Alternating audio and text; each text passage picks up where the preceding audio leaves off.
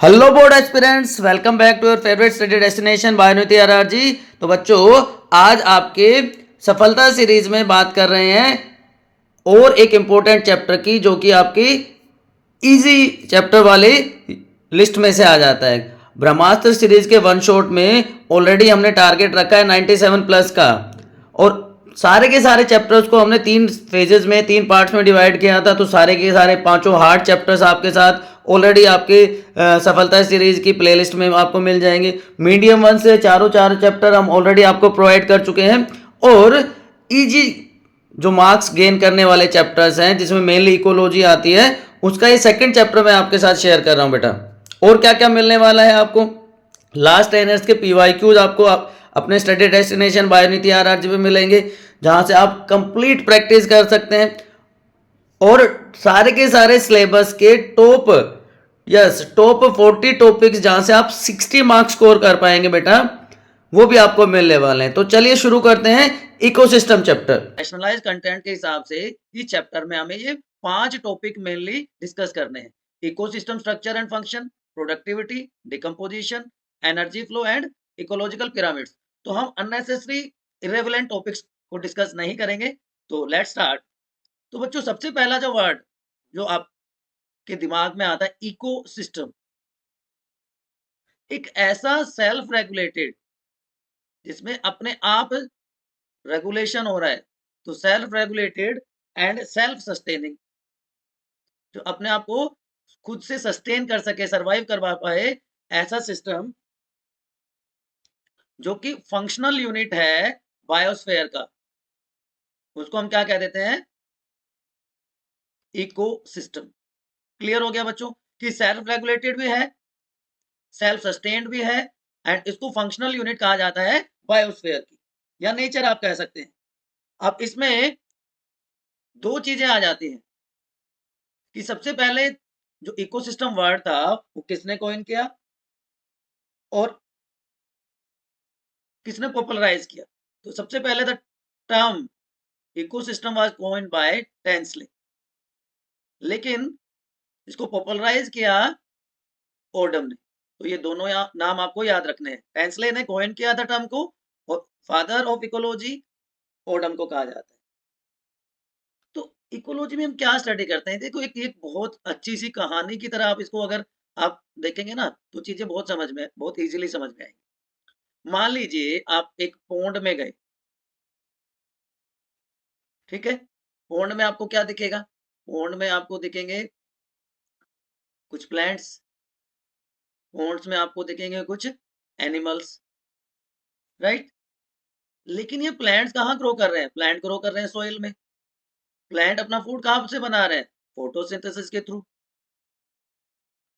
तो फोटोसिंथेसिस के लिए इसको सनलाइट की जरूरत पड़ती है, सन पे ही डिपेंड है। फोटोसिंथेसिस के लिए इसको मिनरल चाहिए, वो सोइल से मिल रहे हैं।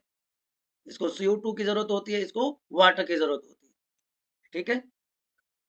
अपना लाइफ स्पैन कंप्लीट करने के बाद प्लांट या एनिमल, इनकी हो जाती है डेथ। तो ये डिकम्पोज हो जाते हैं, सड़ जाते हैं, गल जाते हैं, मतलब डिकम्पोजिशन प्रोसेस हो जाती है, जिससे कॉम्प्लेक्स सब्सटेंसेस सिंपल फॉर्म में कन्वर्ट हो जाते हैं। बात समझ में आ रही है बच्चों? तो इसका मतलब देखो, यहाँ पे क्या है? प्लांट, एनिमल, ये क्या है? बायोटिक, मतलब लिविंग ऑर्गेनिजम्स है। लेकिन soil, minerals, water, carbon dioxide, sun temperature हम कह सकते हैं, ये सारे क्या है? एबायोटिक कंपोनेंट्स हैं। तो इसका मतलब इकोसिस्टम क्या है? इकोसिस्टम बच्चों एक इंटरेक्शन है किसी भी एरिया में। हम पोंड की बात कर रहे हैं, तो यहाँ पे जो ऑर्गेनिजम्स है, ऑर्गेनिज्म टू ऑर्गेनिज्म, उनका इंटर रिलेशनशिप है, इंटरडिपेंडेंस है, और उनका नॉन लिविंग, एबायोटिक, ये तो बायोटिक हो गया, उनका एबायोटिक कंपोनेंट्स के साथ, नेचर के साथ, जैसे सॉइल, टेम्परेचर, ऐसे कंपोनेंट के साथ भी इंटरेक्शन है, इंटर रिलेशनशिप है। तो उस रिलेशनशिप को बच्चों कहा जाता है इकोसिस्टम। याद रहेगा। नाउ अगर हम एनसीईआरटी को देखें तो एनसीईआरटी क्या कह रही है कि there are various components of environment, कुछ बायोटिक है कुछ एबायोटिक है। अब एबायोटिक इंडिविजुअल जो सॉरी बायोटिक इंडिविजुअल जो है और एबायोटिक फैक्टर्स हैं एक दूसरे से अफेक्टेड है और ये इंटीग्रेटेड मैनर में काम कर रहे हैं, मैंने भी यही बताया आपको। और इस इंटीग्रेशन में क्या होता है, flow of energy occurs during this interdependence, flow of energy occurs. ठीक है, so this flow of energy takes place in these components of ecosystem। अब जब ये इंटरेक्शन होता है बायोटिक और एबायोटिक कंपोनेंट्स का, जब इंटरेक्शन होता है ना बेटा, तो क्या हो रहा है, देखो एक तरफ हमारे पास क्या है, लिविंग ऑर्गेनिजम्स है, कि मान लीजिए एक फॉरेस्ट है,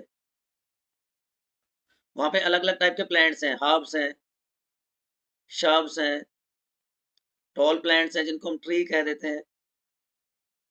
लेकिन उनका डिस्ट्रीब्यूशन अगर आप देखोगे तो जो ट्रीज होंगे उनकी हाइट ज्यादा होगी, उसके बाद हार्ब्स होंगे, शार्ब्स होंगे, फिर कुछ हार्ब्स होंगे, तो उसकी तरह उसकी वजह से किस तरह से एक लेयरिंग बन जाती है एंड हर लेयर को हम क्या कहते हैं, स्ट्रेटा। तो हार्ब्स का एक स्ट्रेटा हो गया, शर्ब्स का एक स्ट्रेटा हो गया, ट्रीज का एक स्ट्रेटा हो गया, and the process of strata formation is known as stratification. मतलब लेयरिंग हो रही है, कैनोपी फॉर्मेशन आप इसको कह सकते हैं नेचर में। ठीक है, अब इसकी वजह से जो एनर्जी का फ्लो है वो अलग अलग होता है, वो आगे हम डिस्कस करने वाले। ठीक है, अब इकोसिस्टम में क्योंकि एनर्जी इन्वॉल्व है, तो एनर्जी जो इन्वॉल्व है वो यहाँ पे इकोसिस्टम ओपन सिस्टम की तरह काम करता है। Ecosystem acts as open system. क्या मतलब हो गया कि इसको एनर्जी मिलेगी, इनपुट मिलेगा, ये उसको प्रोसेस करेगा and will give output.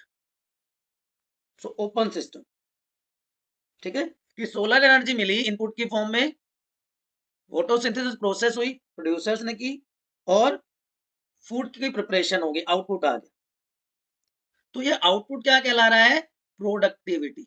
This output is known as productivity. बात समझ में आ गई बच्चों। ठीक है, इस प्रोडक्टिविटी की वजह से ये बैलेंस रहता है नेचर में। जब मैटर सर्कुलेट करेगा इकोसिस्टम में, एनर्जी इज लॉस्ट, तो एक रेगुलर इनपुट की जरूरत है टू मेंटेन इकोसिस्टम। अब ये जो फंक्शनल बैलेंस है, स्टेट ऑफ इक्विलिब्रियम है इकोसिस्टम की, इसको कहा जाता है होम्योस्टेसिस। ठीक, जो कि फीडबैक मैकेनिज्म के अंडर कंट्रोल होता है। अब अगर हम ओन्ड एज इकोसिस्टम ले, एनसीईआरटी में भी यही दिया हुआ है। स्ट्रेटिफिकेशन की बात हमने कर ली कि वर्टिकल डिस्ट्रीब्यूशन है डिफरेंट स्पीशीज का ऑक्यूपाइंग डिफरेंट लेवल। मैंने आपको एग्जांपल बताया फॉरेस्ट का, herbs, shrubs and grasses, trees, सारे के सारे प्रेजेंट हैं यहाँ पे। Now if you take pond as ecosystem, तो हमें क्या क्या देखने को मिलेगा। पोन्ड को जब हम इकोसिस्टम की तरह देखते हैं तो वहां पे एबायोटिक कंपोनेंट्स की फॉर्म में क्या प्रेजेंट है, सॉइल प्रेजेंट है, ये एबायोटिक कंपोनेंट हो गया। बायोटिक कंपोनेंट्स में प्रोड्यूसर्स हैं, फाइटोप्लैंक्टन्स की फॉर्म में प्रेजेंट है, राइट। फाइटोप्लैंक्टन हो गए यहाँ पे प्रोड्यूसर्स। कंज्यूमर्स अलग अलग टाइप के हैं, प्राइमरी कंज्यूमर्स हैं, जूप्लैंक्टन हो गए, फिर स्मॉल फिश है, लार्ज फिश, ये कंज्यूमर्स हो गए। और जब इनकी डेथ हो जाती है तो जो डिकम्पोजर्स हैं, फंजाई, बैक्टीरिया जैसे ऑर्गेनिजम्स हैं, उनको उनका जो कॉम्प्लेक्स ऑर्गेनिक मैटर है उसको स्मॉल सिंपल इनऑर्गेनिक फॉर्म में कन्वर्ट कर देते हैं।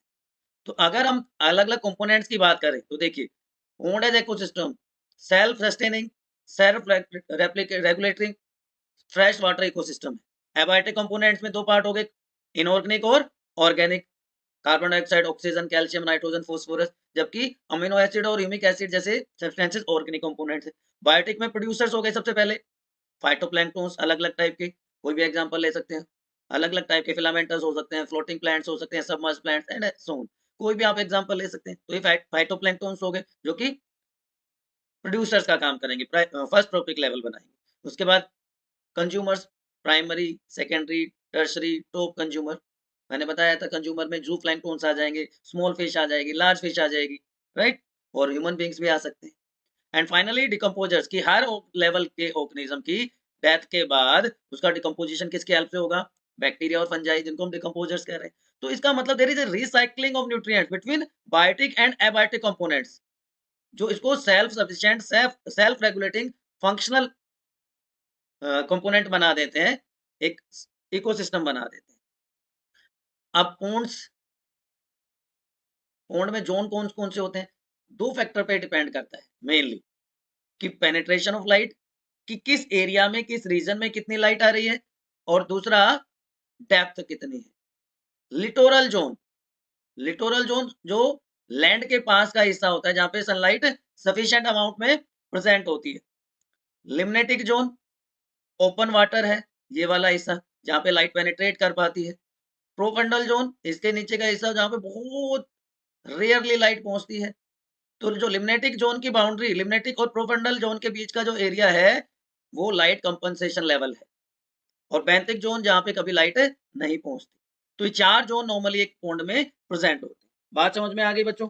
यहां तक कोई समस्या है तो बताओ।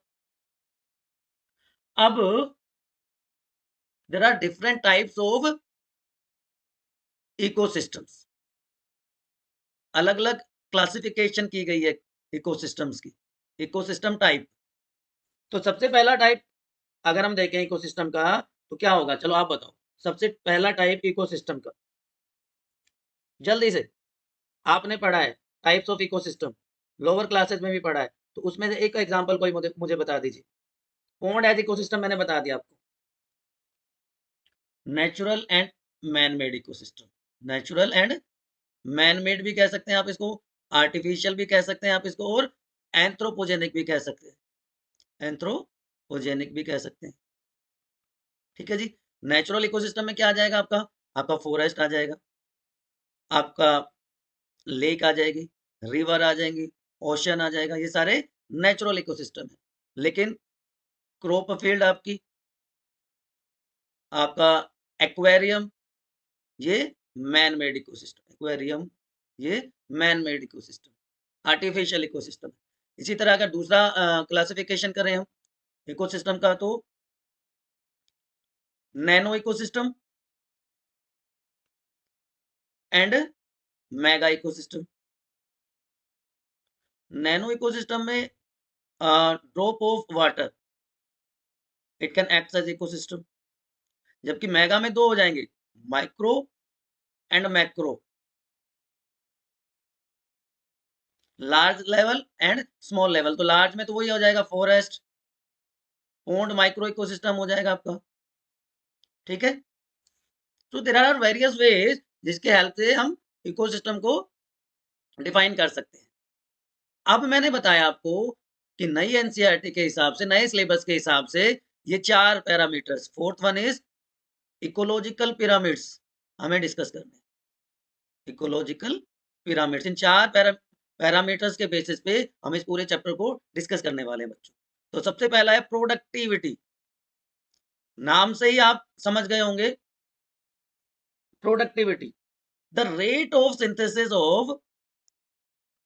सिंथेसिस ऑफ एनर्जी, और उस एनर्जी में क्या है, containing organic matter, containing organic matter, या जिसको हम बायोमास भी कह सकते हैं, बाय एनी ट्रॉपिक लेवल, किसी भी ट्रॉपिक लेवल पे ये हो सकता है, कोई भी ट्रॉपिक लेवल ये सिंथेसिस कर सकता है। कब कर सकता है, पर यूनिट टाइम, पर यूनिट एरिया, एक स्पेसिफिक एरिया में गिवन टाइम में कितनी एनर्जी की सिंथेसिस हुई, कितना बायोमास बना किसी ट्रॉपिक लेवल पे, वो क्या कहलाता है बच्चों, ट्रॉपिक लेवल। ठीक है। तो कांस्टेंट इनपुट हमें मिलता है सोलर एनर्जी का किसी भी इकोसिस्टम में, उसके फंक्शनिंग के लिए और सस्टेन रहने के लिए। तो इसका मतलब जो प्रोडक्टिविटी है वो दो टाइप की होगी, productivities of two types, primary and secondary productivity. ठीक है जी। प्राइमरी प्रोडक्टिविटी को भी दो कंपोनेंट्स में डिस्कस करेंगे हम। पहले हम बात करते हैं क्या होती है प्राइमरी प्रोडक्टिविटी, कि amount of energy accumulated in plants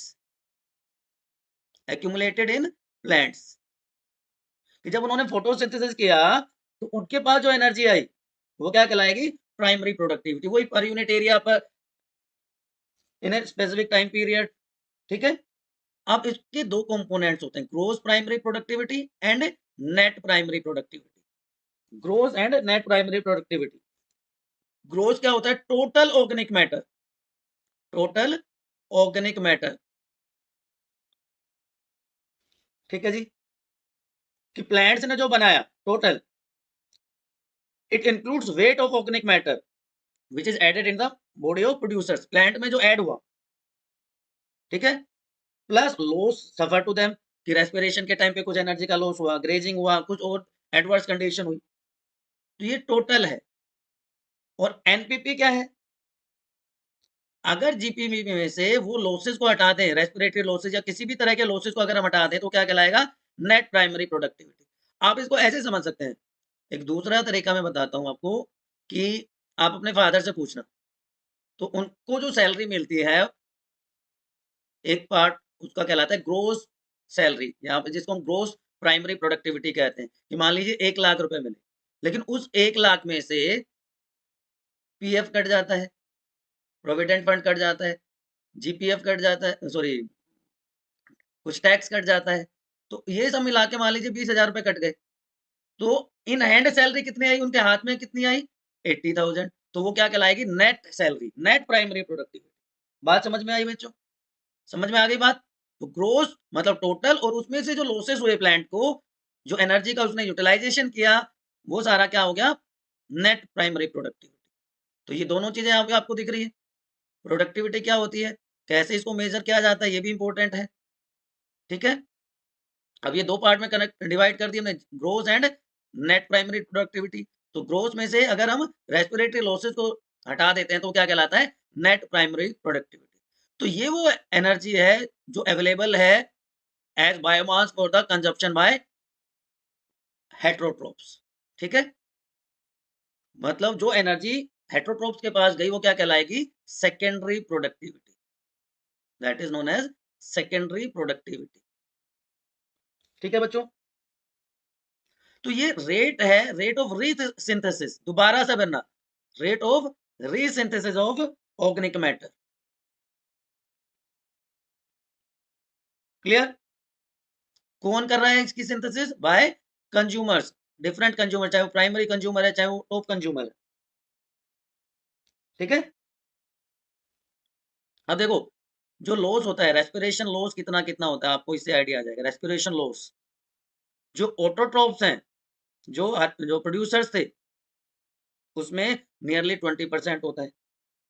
herbivores के लिए ये लॉस होता है नियरली 30%, और कार्निवोर्स के लिए हो जाता है अप टू 60%।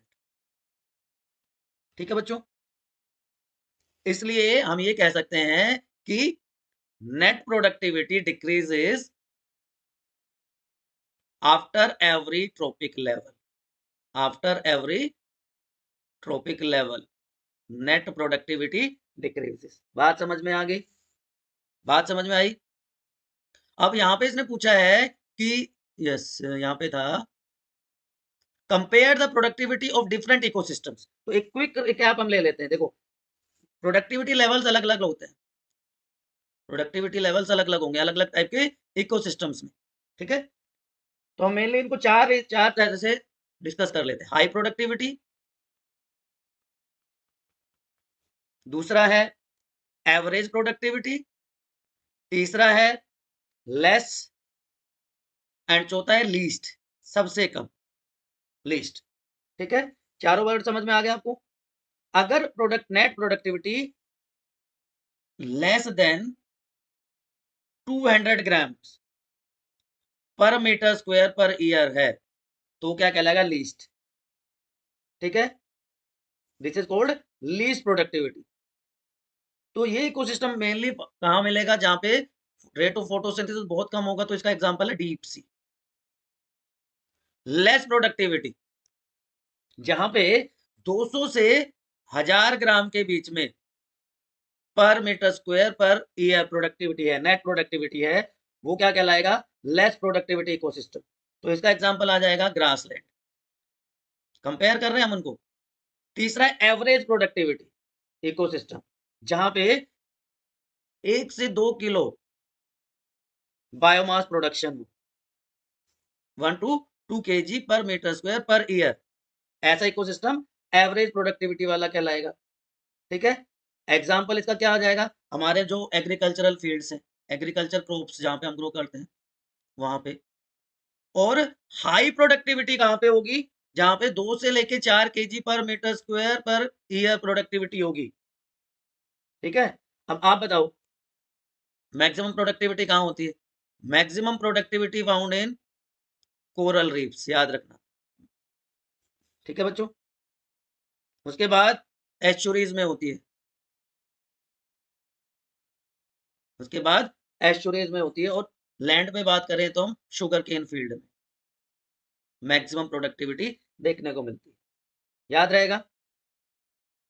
ठीक है, जो ट्रॉपिकल फॉरेस्ट हैं, जो कोरल रीफ्स हैं, फ्लड प्लेन्स हैं, शुगर केन फील्ड्स हैं, यहाँ पे प्रोडक्टिविटी इस लेवल में होती है। बात समझ में आ गई? तो ये एक कंपैरिजन है डिफरेंट टाइप ऑफ प्रोडक्टिविटी का। अब कौन से फैक्टर्स हैं जो प्रोडक्टिविटी को अफेक्ट कर सकते हैं? What are the factors? Factors affecting productivity. कुछ आइडिया तो अभी तक आपको आ गया होगा कौन से फैक्टर्स हो सकते हैं। पहला तो सोलर रेडिएशन ही होगा, सीधी सी बात है, बहुत ज्यादा डिटेल में हम इसमें नहीं जाएंगे। सोलर रेडिएशन है, क्योंकि सन अल्टीमेट सोर्स है एनर्जी का। तो ट्रॉपिकल रीजन में मैक्सिमम सनलाइट अवेलेबल होती है और पोल्स पे मिनिमम होती है, तो इसलिए वहां पे ग्रेजुअल वेरिएशन देखने को मिलता है। सेकंड है टेम्परेचर, जो ट्रॉपिकल रेन फॉरेस्ट होंगे वहां पे ज्यादा प्रोडक्टिविटी होगी as compare to temperate forest. Third factor हो जाता है मॉइस्चर कंटेंट, ये इनडायरेक्टली टेम्परेचर से रिलेटेड है। जो ह्यूमिडिटी है वो प्रोडक्टिविटी को इंक्रीज करती है, रेन प्रोडक्टिविटी को इंक्रीज करती है। ठीक है, लेकिन अगर लेस वाटर अवेलेबल है तो प्रोडक्टिविटी डिक्रीज हो जाएगी। अमाउंट ऑफ न्यूट्रिएंट्स, ऑब्वियस सी बात है, प्रोड्यूसर्स के लिए उनकी ग्रोथ के लिए न्यूट्रिएंट जरूरी है। अगर कोई भी एक पर्टिकुलर न्यूट्रिएंट डेफिशिएंट होगा सोइल में तो उनकी प्रोडक्टिविटी, उनकी ग्रोथ अफेक्टेड हो जाएगी।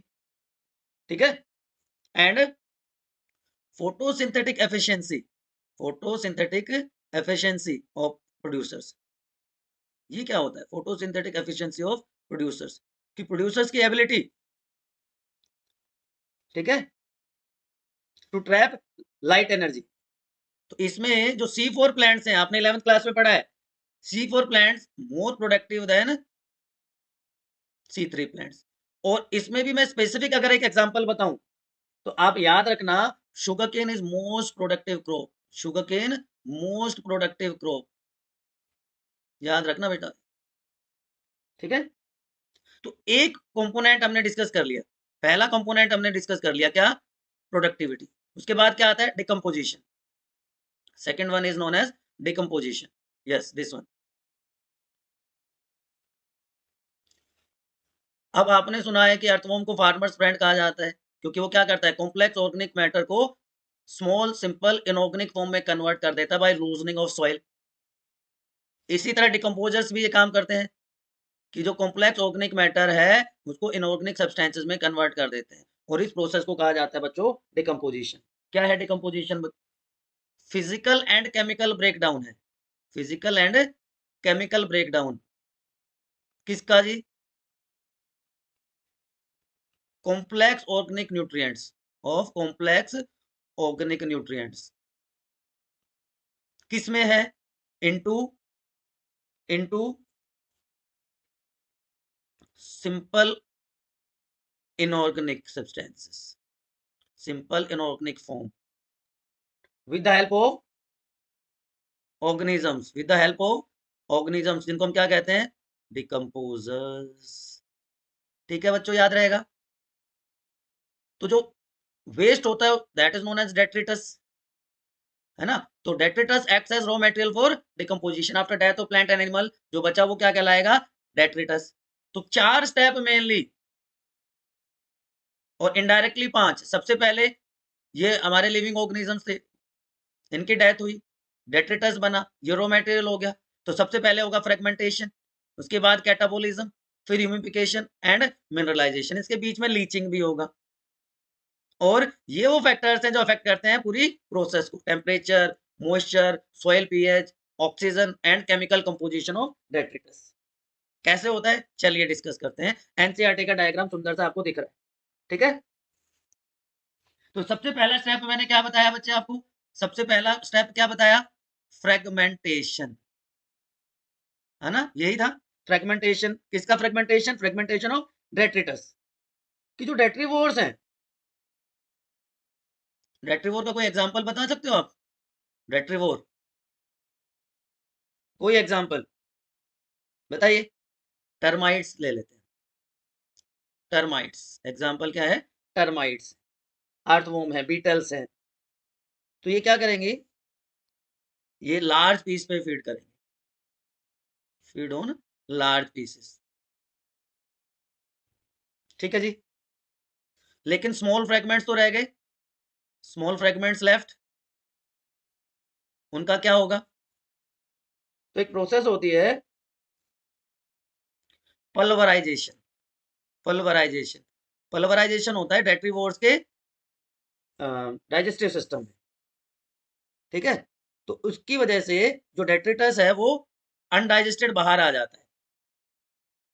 तो ठीक है, अब क्या होगा उसका, उसका होगा कैटाबोलिज्म, सेकंड स्टेप होगा उसका कैटाबोलिज्म। अब कैटाबोलिज्म में क्या होता है,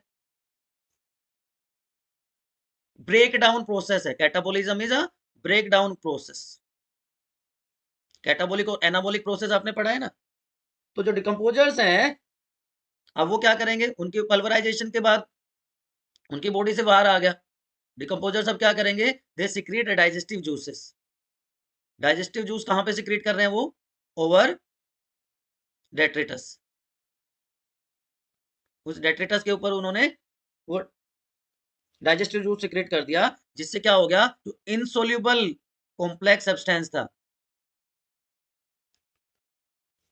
वो किस में चेंज हो जाएगा, सोल्यूबल फॉर्म में, सिंपल सोल्यूबल फॉर्म में कन्वर्ट हो गया, सिंपल सोल्यूबल फॉर्म में मिल गया हमें, ठीक है जी। अब एक पार्ट तो डिकम्पोजर्स ने ले लिया, इमोबलाइज्ड हो गया, और ये स्मॉल सिंपलर फॉर्म में रह गया। अब तीसरा स्टेप होगा जिसको हम कहेंगे लीचिंग, ये बीच में आता है लीचिंग।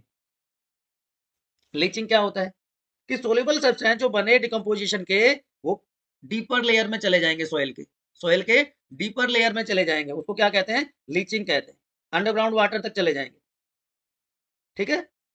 अब दो प्रोडक्ट मिले, अब दो प्रोडक्ट मिल गए, एक मिल गया ह्यूमस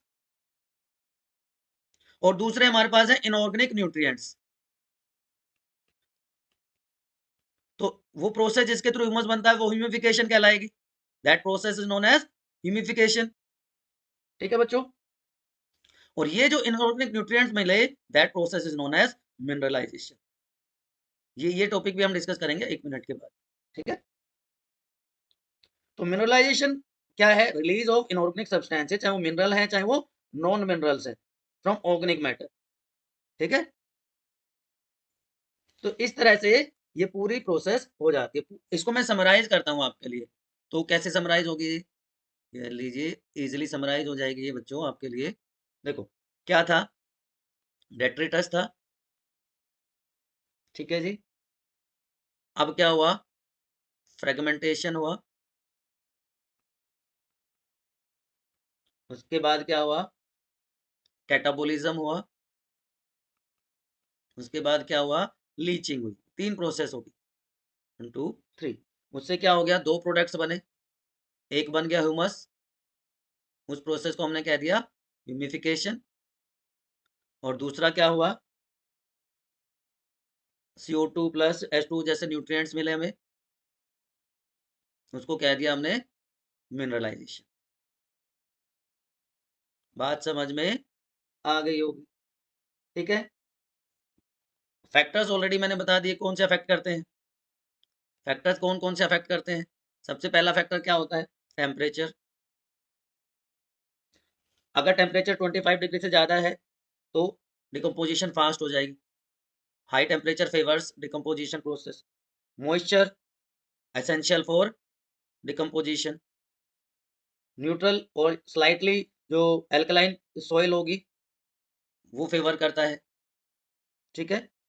और एरिबायोसिस एरोबिक कंडीशंस की presence of oxygen they are essential for decomposition. ठीक है बच्चों, समझ में आ गई बात। चलो अब तीसरा स्टेप क्या होता है, थर्ड स्टेप क्या है। पहला स्टेप हमने बात कर ली थी, अब डिकम्पोजिशन बात कर लिया हमने। अब बात है एनर्जी फ्लो की। थर्ड स्टेप क्या है, एनर्जी फ्लो का। तो एनर्जी फ्लो क्या है, डीप सी और हाइड्रोथर्मल इकोसिस्टम को छोड़ के sun is the only source of energy. तो सन की जो लाइट एनर्जी आती है, सन की जो एनर्जी आती है उसमें बहुत सारे कंपोनेंट्स होते हैं। उसमें एक्स रेज भी हैं, उसमें गामा रेज भी हैं, उसमें यूवी रेडिएशंस भी हैं, है ना।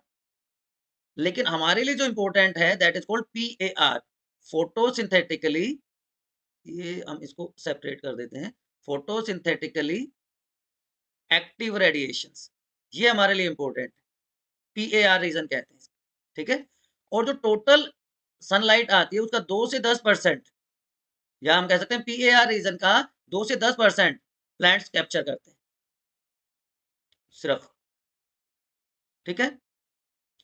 तो और ये पास हो जाता है, ये ये सिर्फ 2 से 10% एनर्जी है जो पूरी लाइफ को सस्टेन करके रखी हुई है। तो कैसे ये एफिशिएंटली यूज होती है, कैसे पास होती है, अब हम इसको डिस्कस करेंगे। अब आपको ये पता है कि फूड चेन क्या होती है, फूड चेन और फूड वेब का आपको डिफरेंस पता होना चाहिए। फूड चेन क्या है, फूड चेन को आप समझ लो, who eats whom, simple words, कौन किसको खाता है। एक सिक्वेंशनल मैनर में डिपेंडेंस है ऑर्गेनिज्म की over other to get food and energy. तो जो प्रोड्यूसर्स है वो अल्टीमेट सोर्स ऑफ एनर्जी है फॉर ऑल लिविंग ऑर्गेनिजम्स। वैसे तो सनलाइट है, प्रोड्यूसर से एनर्जी जाएगी प्राइमरी कंज्यूमर के पास, प्राइमरी कंज्यूमर से secondary consumer, tertiary consumer and top consumer. तो ये जो सिक्वेंशनल लीनियर फ्लो है एनर्जी का, that is known as food chain, who eats whom, ये आपको याद रखना है, ठीक है। प्रोड्यूसर्स होते हैं, नॉर्मली ग्रीन प्लांट्स को प्रोड्यूसर्स कहा जाता है, ठीक है जी। उसके बाद प्राइमरी कंज्यूमर्स जिसमें ग्रेजिंग एनिमल्स आते हैं, वो क्या होते हैं, प्राइमरी कंज्यूमर्स। उसके बाद ग्रेजिंग एनिमल्स के बाद क्या आ जाएंगे, ये हर्बीवोर्स हो गए। कार्निवोर्स, कार्निवोर्स अलग अलग टाइप के हो सकते हैं, small carnivore and large carnivore. तो ये लार्ज कार्निवोर टॉप कंज्यूमर हो सकते हैं या ह्यूमन बीइंग टॉप कंज्यूमर हो सकते हैं। तो there are different levels of या different types of consumers, primary, secondary, tertiary, quaternary या टॉप कंज्यूमर। तो जैसे जैसे हम आगे की तरफ जाते हैं बायोमास डिक्रीज होता चला जाता है, बायोमास कम होता चला जाता है, ठीक है। Now there are different type of food chains. अगर हम ग्रेजिंग फूड चेन की बात करें तो जो प्रोड्यूसर्स हैं, प्लांट हैं, ग्रास कह लीजिए, आप फ्लावर कह लीजिए, ये प्राइमरी कंज्यूमर हो गया, कैटरपिलर। फ्रॉग सेकेंडरी कंज्यूमर का काम कर रहा है यहाँ पे, स्नेक टर्सरी कंज्यूमर है और ऑवल यहाँ पे टॉप कंज्यूमर है। तो ये ग्रेजिंग फूड चेन होगी। अगर मैं इसको कंपेयर करूं डेट्रिटस फूड चेन के साथ, अभी हमने डिकम्पोजिशन प्रोसेस को डिस्कस किया, तो ये डेड लीव्स हैं, इनको डेट्रीवोर्स स्मॉल सिंपलर फॉर्म में कन्वर्ट कर देंगे और उसको फिर टॉप कंज्यूमर यूज कर लेगा।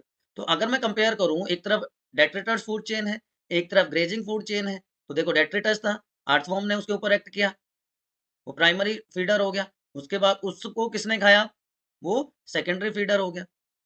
लेकिन ग्रेजिंग फूड चेन में प्लांट था, प्रोड्यूसर था, प्राइमरी कंज्यूमर ने उसको खाया, स्पैरो टॉप कंज्यूमर हो गई यहाँ पे। इसी तरह एक्वेटिक फूड चेन्स होती हैं, एक्वेटिक फूड चेन में phytoplanktons are producers, zooplankton are herbivores, small fish, small carnivore, large carnivore, top consumer, ठीक है। तो इस तरह से there is a flow of energy takes place in a food chain. Different type of food chains की हमने बात करी। लेकिन अगर आपने यहाँ पे ध्यान दिया हो, यहाँ पे आपने ध्यान दिया हो, फर्स्ट लॉ ऑफ थर्मोडायनामिक्स, ये फिजिक्स कहाँ से आ गई सर? फिजिक्स इसलिए आ गई बच्चों, unidirectional flow of energy takes place, कि सन से प्रोड्यूसर के पास, प्रोड्यूसर से primary consumer, herbivore, carnivore, omnivores, है ना। तो फर्स्ट लॉ ऑफ थर्मोडायनामिक्स क्या कहता है बच्चों? कि एनर्जी ट्रांसमिट होती है from one system to another system in various form. लेकिन इसको ना तो हम बना सकते हैं, ना हम इसको डिस्ट्रॉय कर सकते हैं, क्योंकि यूनिवर्स में जो एनर्जी प्रेजेंट है उसकी क्वांटिटी कांस्टेंट है। Energy can neither be created not destroyed, storage and loss of energy, first law of thermodynamics. तो यहाँ पे क्या हो रहा है, किसी भी इकोसिस्टम में, फूड चेन में, एनर्जी एक फॉर्म से दूसरे फॉर्म में कन्वर्ट हो रही है। तो total amount of energy of the universe is constant, सिर्फ एनर्जी का ट्रांसफॉर्मेशन होता है। This is first law of thermodynamics. ठीक है जी, तो हमने ये सारी बात कर ली। The green plants are called producers in terrestrial ecosystem. Herbaceous woody plants होते हैं। इसी तरह एक्वेटिक सिस्टम में फाइटोप्लैंक्टन्स, एल्गी या हायर प्लांट्स हो जाएंगे। ठीक है। But ecosystems are not exempted from second law of thermodynamics. कि फर्स्ट लॉ तो हमने डिस्कस कर लिया कि भाई ना तो कन्वर्ट क्रिएट कर सकते हैं, ना डिस्ट्रॉय कर सकते हैं। लेकिन सेकंड लॉ क्या कहता है? There is a constant supply of energy to synthesize molecule they require. मतलब ये है कि सेकंड लॉ थर्मोडायनेमिक्स क्या कहता है कि जो एनर्जी का ट्रांसफॉर्मेशन होता है एक ट्रॉपिक लेवल से दूसरे ट्रॉपिक लेवल पे, it causes reduction of free energy to the system. कोई भी एनर्जी का ट्रांसफॉर्मेशन 100% एफिशिएंट नहीं होता। इसको हम समझ सकते हैं 10% law of energy transfer. 10% law of energy transfer ये क्या कहता है कि जब एक ट्रॉपिक लेवल से दूसरे ट्रॉपिक लेवल पे एनर्जी जाती है तो अवेलेबल एनर्जी का सिर्फ 10% ही नेक्स्ट ट्रॉपिक लेवल पे ट्रांसफर होता है। कि मान लीजिए सन से हमें प्रोड्यूसर्स को क्या मिला, 10,000 किलो कैलोरी एनर्जी मिली। तो जो हर्बीवोर्स हैं उनके पास इसका सिर्फ 10% ट्रांसफर होगा, मीन्स लगभग 1000 किलो कैलोरी जाएगा। प्राइमरी कंज्यूमर कार्निवोर के पास इसका 10% जाएगा, मतलब 100 किलो कैलोरी। टॉप कंज्यूमर के पास इसका 10% जाएगा, सिर्फ 10 किलो कैलोरी। यही तो ये कह रहा है कि there is a reduction of free energy of the system. इसलिए आप देख रहे हो 1000 joule, 90 joule, 9 joule, 0.9 joule, sunlight से 1000 आई, प्लांट्स ने उसका 10% यूज किया। 2 से 10% ही होता है। So there is loss of energy progressive. तो these two laws are also very important. अब ये कंज्यूमर्स क्या होते हैं, ये अलग अलग टाइप के कंज्यूमर्स, हेटेरोट्रोप्स, ये ऑलरेडी मैं आपको बता चुका हूँ, राइट। प्राइमरी कंज्यूमर्स हर्बीवोर्स हैं। उसके बाद टेरेस्ट्रियल इकोसिस्टम में क्या है, एक्वेटिक इकोसिस्टम्स में क्या है, ये different type of food chain. Detritus food chain मैंने आपको बताई, जहाँ पे डिकम्पोजर्स का रोल इंपॉर्टेंट होता है। सेप्रोफाइट्स कहते हैं उनको, है ना। तो ये डिकम्पोजर्स डाइजेस्टिव एंजाइम सीक्रेट कर देते हैं। ऑलरेडी हमने डिकम्पोजिशन प्रोसेस में सारा डिटेल में डिस्कस कर लिया। ठीक है। Aquatic ecosystem, grazing food chain, सारी की सारी बातें हमने ऑलरेडी डिस्कस कर ली है। एनसीईआरटी का वर्ड टू वर्ड मैं इसलिए कह रहा हूँ। अब कंसेप्ट आ जाता है फूड वेब का। ये भी आपने बहुत पढ़ा हुआ है, फूड चेन और फूड वेब। तो फूड चेन, चलो मैं एक बार दोबारा से आपको रिवाइज करवा देता हूँ। फूड चेन क्या है, उसके फीचर्स क्या है, what is a food chain? Sequence of organisms, sequence of organisms या पॉपुलेशंस आप कह सकते हैं, इन अ इकोसिस्टम थ्रू विच या by which food and energy is passed. ठीक है। तो फूड चेन स्ट्रेट होती है जनरली, मैक्सिमम 4 ट्रॉपिक लेवल्स होते हैं। एक फूड चेन में 4 से ज्यादा ट्रॉपिक लेवल नहीं मिलते। Gradually energy decreases due to 10% law, gradually energy decreases. ठीक है। Some organisms like human beings can operate at more than 1 tropic level. और डिकम्पोजर्स का कोई फिक्स पोजीशन नहीं है फूड चेन। ठीक है। आप उसके बाद फूड वेब की बात बता रहा था।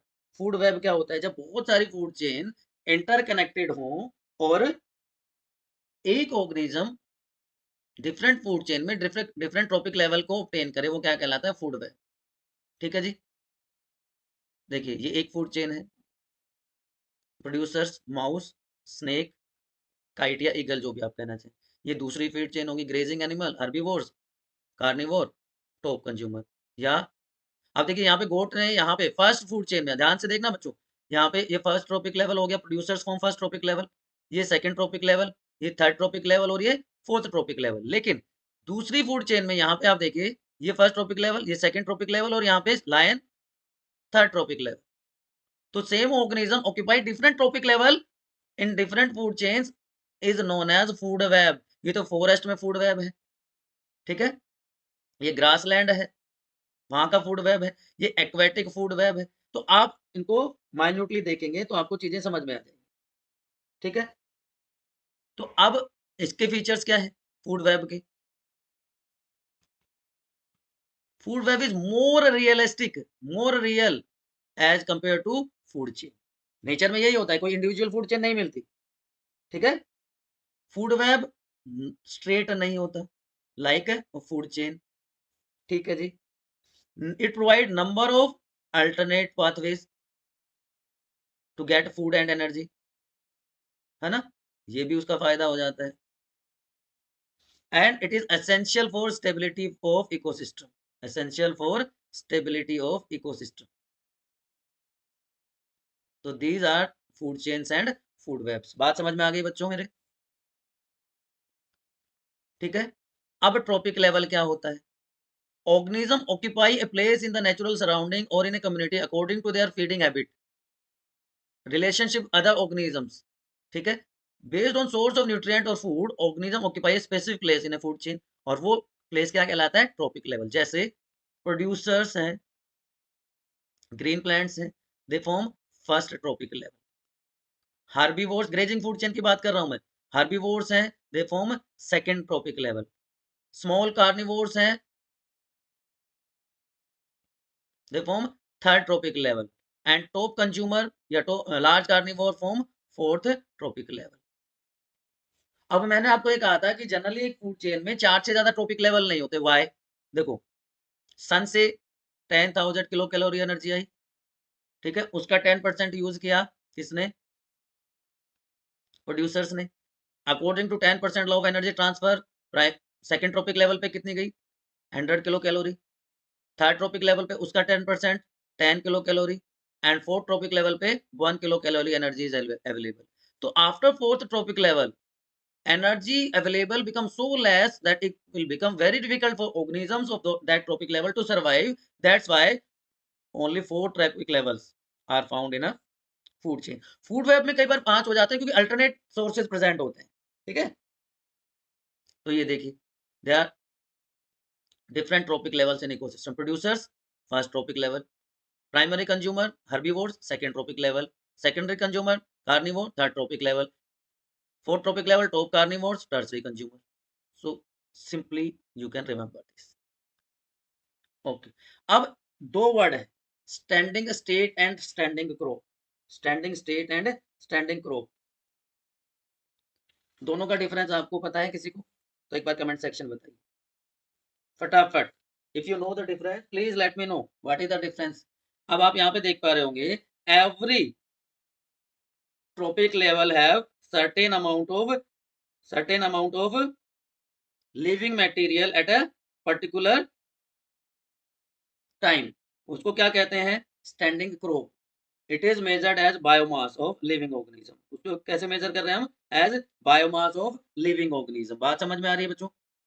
देखो क्या वर्ड है, क्या वर्ड है? Standing crop, standing crop.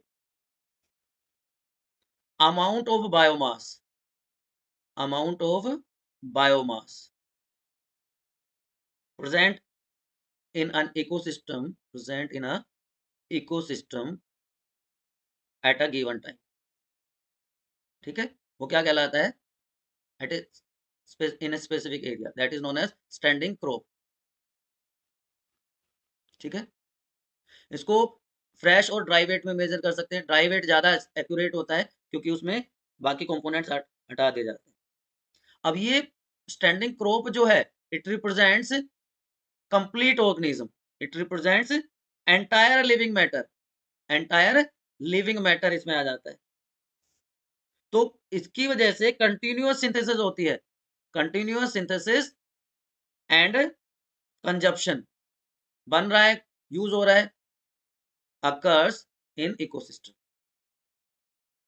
ठीक है, लेकिन अगर मैं इसको कंपेयर करूं दूसरे वर्ड के साथ, that is standing state, standing crop को मैं कंपेयर करता हूं दूसरे वर्ड के साथ स्टैंडिंग स्टेट, तो क्या फर्क है दोनों में? It is amount of inorganic nutrients, amount of inorganic nutrients found in ecosystem, वो कंप्लीट था at a given time in an area. दोनों का डिफरेंस समझ में आ गया आपको कि अमाउंट ऑफ बायोमास, ये है अमाउंट ऑफ बायोमास, इसमें सब कुछ आ गया, and standing state is amount of inorganic nutrients. तो ये बायो जो स्टैंडिंग क्रॉप है एंटायर लिविंग मैटर को रिप्रेजेंट कर रहा है, और स्टैंडिंग स्टेट रिप्रेजेंट्स, बताओ, इनऑर्गेनिक न्यूट्रिएंट का मतलब represents non living matter, non living matter को रिप्रेजेंट करता है। ठीक है, तो ये सर्कुलेट होता है between living and non living components, between living and non living components. बात समझ में आ गई बच्चों? Non living components of ecosystem, बात समझ में आ गई? तो standing state and standing crop दो इंपॉर्टेंट वर्ड थे, बहुत सारा कंफ्यूजन होता है बच्चों को इसको लेके भी। चलें आगे, बहुत इंपॉर्टेंट डायग्राम एनसीईआरटी का, energy flow through different tropic levels. देखो, सन अल्टीमेट सोर्स ऑफ एनर्जी, ठीक है जी, इससे एनर्जी कहाँ पे आई? इससे एनर्जी आई जी प्रोड्यूसर्स के पास, इन्होंने फूड सिंथेसाइज किया, ग्रोस प्राइमरी प्रोडक्टिविटी होगी। ठीक है, फर्स्ट ट्रॉपिक लेवल बना देते हैं, producers form first tropic level. अब इन्होंने क्या किया? अपनी लाइफ प्रोसेसेस की, ठीक है, तो हीट का लॉस हुआ कुछ अमाउंट में। ठीक है, तो क्या बच गया इनके पास? अब इनके पास जीपीपी माइनस आर क्या बच गया? एनपीपी। ये पास हुआ इनके पास सेकेंडरी ट्रॉपिक लेवल में हर्बीवोर्स के पास, उन्होंने उसको यूटिलाइज किया एज हीट एनर्जी, कुछ लॉस हुआ, वो वहां से कहाँ गया? थर्ड ट्रॉपिक लेवल कार्निवोर्स के पास and so on, top consumers के पास। ठीक है, प्रोड्यूसर्स का ऑर्गेनिक रिमेन किसके पास गया? ऑर्गेनिक रिमेन डेथ के बाद किसके पास गया? डिकम्पोजर्स के पास।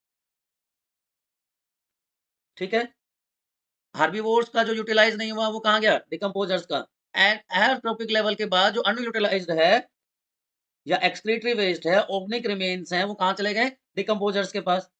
और बाकी उस ट्रॉपिक लेवल के ऑर्गेनिज्म में अपने लाइफ मेंटेनेंस के लिए उसको यूटिलाइज कर लिया, part of it is lost, that's why amount of energy become less after every tropic level. समझ में आ गई बात बच्चों? चलिए, अब हम बात करते हैं फोर्थ पॉइंट की। हमने 4 पॉइंट में कहा था कि डिस्कस करेंगे पूरे चैप्टर को, तो फोर्थ पॉइंट क्या था बच्चों, बताओ? फोर्थ पॉइंट क्या था? Ecological pyramids. इन तीनों में अभी तक कोई कंफ्यूजन है तो बताओ? Productivity, decomposition, energy flow. अब हम बात करेंगे इकोलॉजिकल पिरामिड्स की। बड़ा इंटरेस्टिंग सा टॉपिक है इकोलॉजिकल पिरामिड्स। किसको कहेंगे हम इकोलॉजिकल पिरामिड? एक ग्राफिकल रिप्रेजेंटेशन है। Ecological pyramids are graphical representation, just a second, it is a graphical representation. किसकी ग्राफिकल रिप्रेजेंटेशन? बताओ?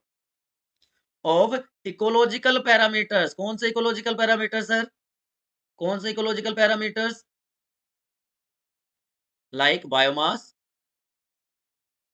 Number and energy. इन तीनों इकोलॉजिकल पैरामीटर्स का graphical representation at various trophic level of a food chain is known as ecological pyramids. Ecological pyramid में एक चीज आपको याद रखनी है बेटा, जो प्रोड्यूसर्स हैं, ठीक है, वो क्या बनाएंगे? बेस बनाएंगे।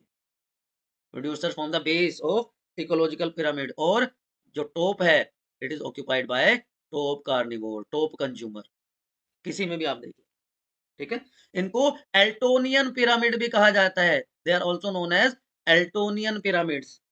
क्यों? क्योंकि चार्ल्स एल्टोन ने सबसे पहले इनको डेवलप किया। ठीक है जी। 3 टाइप के पिरामिड्स हम डिस्कस कर रहे हैं। पहला है pyramid of number.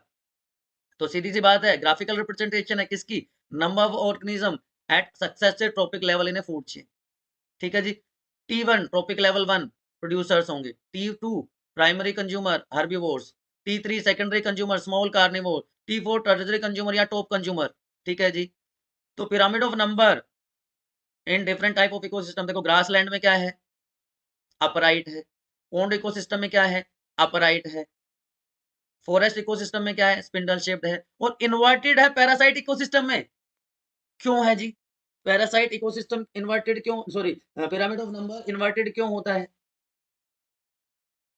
Generally, number of individuals in a higher trophic level are smaller than number of organisms at lower trophic level. क्यों? क्योंकि ट्रांसफर ऑफ एनर्जी में एनर्जी का लॉस होता चला जाता है। लेकिन a single large sized producer, जैसे एक बनियन ट्री हमने ले लिया, नंबर तो एक ही है, एक ट्री ले लिया, can provide nourishment to large number of herbivores. ठीक है। तो प्लांट एक, हर्बीवोर्स उससे ज्यादा। ठीक है। जैसे बर्ड्स स्पैरोज हो गए, and they are eaten by eagle. Eagle का नंबर स्मॉल होता है, इसलिए वो कैसा हो जाएगा? स्पिंडल शेप्ड हो जाएगा। और फिर टॉप कंज्यूमर। ठीक है। इन्वर्टेड क्यों हो जाएगा? बताओ। कि पैरासाइट था। पैरासाइट बहुत सारे होते हैं। पैरासाइट को कौन खाता है? Herbivore birds. हर्बीवोर बर्ड्स कहाँ पे रहते हैं? ट्री पे रहते हैं। तो ये इन्वर्टेड हो गया। बात समझ में आ गई? Very good. Pyramid of biomass, ये भी ग्राफिकल रिप्रेजेंटेशन, ऑर्गेनिक मैटर जो बायोमास हर सक्सेसिव ट्रॉपिक लेवल पे इकोसिस्टम में प्रेजेंट है। तो यहाँ पे भी T1 producers, T2, T3 and T4। Pyramid of biomass, grassland ecosystem में अपराइट, ग्रासलैंड इकोसिस्टम में अपराइट, फॉरेस्ट इकोसिस्टम में अपराइट, लेकिन पोन्ड इकोसिस्टम में इन्वर्टेड। क्यों? पोन्ड इकोसिस्टम में पिरामिड ऑफ बायोमास इन्वर्टेड क्यों? चलो बताओ, बताओ। दिख रहा है? बायोमास वेल का ज्यादा as compare to small fishes, और उनसे भी कम किसका? किसका? फाइटोप्लैंक्टॉन्स का या जू प्लैंक्टॉन्स का। तो बायोमास टॉप वाले का ज्यादा एंड ग्रेजुअली डिक्रीजेस, तो इसलिए इन्वर्टेड हो जाता है। एनर्जी, ये हमेशा अपराइट होगा, ये हमेशा अपराइट होगा, हमेशा अपराइट होगा, याद रख लो, थंब रूल है। Pyramid of energy is always upright. कुछ भी हो जाए ये हमेशा अपराइट रहेगा बच्चों, इसमें कोई किंतु परंतु इफ बट नहीं आएगा, क्योंकि according to 10% law of energy transfer successive tropic levels पे क्या हो जाता है? एनर्जी का लॉस होता चला जाता है। ठीक है। तो जो प्रोड्यूसर्स होंगे उनके पास मैक्सिमम एनर्जी अवेलेबल होगी, और जो टॉप कंज्यूमर होगा उसके पास लीस्ट एनर्जी अवेलेबल होगी। So they need to depend on various resources for their energy requirement. ठीक है। लेकिन इनकी कुछ कमियां हैं, कुछ फायदे होते हैं तो कुछ कमियां भी होती है ना। तो अगर एनर्जी पिरामिड की बात करें तो no inverted pyramids are obtained, ये इसका एडवांटेज है। लेकिन ये मुश्किल हो जाता है to collect energy data. It shows actual energy transfer, लेकिन एक पर्टिकुलर स्पीशीज के स्पेसिफिक को साइन करना एक ट्रॉपिक लेवल में मुश्किल हो जाता है। It can be compared with different ecosystem. ठीक। इसी तरह बायोमास के अगर हम पिरामिड की बात करें तो उसका सबसे बड़ा फायदा क्या है? ये इसके लेकिन नुकसान हो गए। तो यहाँ से आप इनको फाइंड आउट कर सकते हैं, कंपैरिजन के लिए इनको आप लिख सकते हैं। ये एनसीईआरटी डायग्राम्स है आपके। Pyramid of number in grassland ecosystem, pyramid of biomass, pyramid of inverted pyramid of biomass, ये पिरामिड ऑफ एनर्जी, ये हमेशा ब्राइट होगा। ठीक है बच्चों। In most ecosystem all the pyramids of number, energy and biomass are upright. Producers are more in number than other organisms and so on. ठीक, ये मैंने बता दिया आपको। लेकिन ये उल्टा भी बता दिया मैंने, inverted pyramid in ecosystem biomass वाला है। ये बायोमास की बात करी, बायोमास इसका मैक्सिमम है एंड ग्रेजुअली बायोमास डिक्रीज हो रहा है। ठीक। इसी तरह पिरामिड ऑफ नंबर की बात हमने करी, पिरामिड ऑफ नंबर की बात हमने करी। प्लांट एक है, उसके ऊपर हर्बीवोर्स स्पैरोज हैं, फिर पैरासाइट उससे ज्यादा, हाइपर पैरासाइट सबसे ज्यादा, तो ये भी इन्वर्टेड हो गया। बात समझ में आ रही है बच्चों? तो there are exception to this generalisation. The pyramid of biomass in sea is inverted, already मैंने बता दिया। Pyramid of energy is always upright. ठीक, अब बात क्या आती है, इकोलॉजिकल एफिशिएंसी क्या होती है? ज्यादा टाइम नहीं लगाएंगे हम अब। इकोलॉजिकल एफिशिएंसी, एफिशिएंसी तो आप समझ सकते, एबिलिटी कह सकते हैं, कैपेबिलिटी आप कह सकते हैं। तो इकोलॉजिकल एफिशिएंसी से क्या मतलब है, बताओ? कि रेशो है between the energy assimilated over the energy available between two trophic levels. ठीक है, लिनमैन ने सबसे पहले ये कंसेप्ट दिया था, जिन्होंने 10% लॉ दिया एनर्जी ट्रांसफर का, उन्होंने सबसे पहले ये कंसेप्ट दिया। तो फोटोसिंथेटिक एफिशिएंसी क्या होगी बच्चों? फोटोसिंथेटिक एफिशिएंसी क्या होगी, बताओ? फोटोसिंथेटिक एफिशिएंसी क्या होगी? Energy in gross primary productivity upon energy in incident solar radiation. कि इंसिडेंट सोलर रेडिएशन में से प्लैंट्स ने कितनी एनर्जी को यूज किया, उसको 100 से मल्टीप्लाई कर देंगे, तो ये जनरली आती है 1 to 5%। ठीक है, नेट प्रोडक्शन एफिशिएंसी क्या आ जाएगी? Net production efficiency, what is net production efficiency? कि net primary productivity NPP upon GPP, कि जीपीपी में से एनपीपी ने कितना यूटिलाइज किया। इसी तरह एक होता है एसिमिलेशन एफिशिएंसी। एसिमिलेशन एफिशिएंसी वो क्या होगा कि food energy assimilated, food energy assimilated upon food energy ingested, कितना उसने इंजेस्ट किया, उसमें से कितनी एनर्जी मिली इनटू 100। ठीक है, so these are some of the efficiencies. तो बच्चों ये आपका चैप्टर है जिसमें हमने सारी चीजों को डिटेल में एनसीईआरटी के लाइन टू लाइन डिस्कस किया अकॉर्डिंग टू रैशनलाइज्ड सिलेबस। फिर भी आपको कोई कंफ्यूजन रहता है तो क्या करना है, आपके स्टडी डेस्टिनेशन के कमेंट सेक्शन में पूछ लेना है, बायोनिति आरआरजी के कमेंट सेक्शन में पूछ लेना है।